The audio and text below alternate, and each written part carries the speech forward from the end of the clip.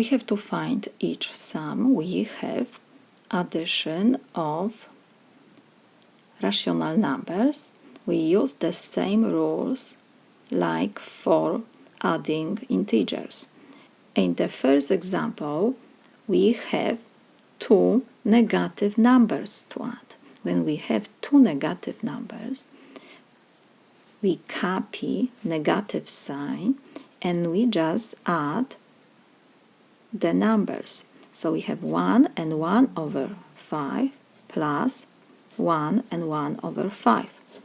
Negative sign we have to rewrite, and now we have to add these two mixed numbers. We add whole numbers. 1 plus 1 is 2, and now we have to add these two fractions. We have the same denominator, and when we add two fractions, we copy the numerator. We need to have the same denominator. In this example we have, so we copy 5, and we just add numerators. So 1 plus 1 is 2. This is my solution. We cannot reduce anything. Next example.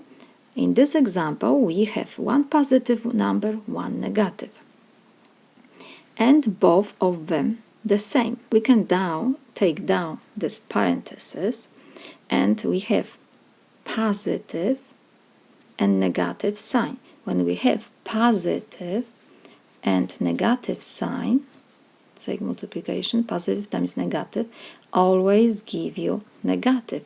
So what we can do, when we have the same numbers and one number is negative, one positive, so we copy first mixed number.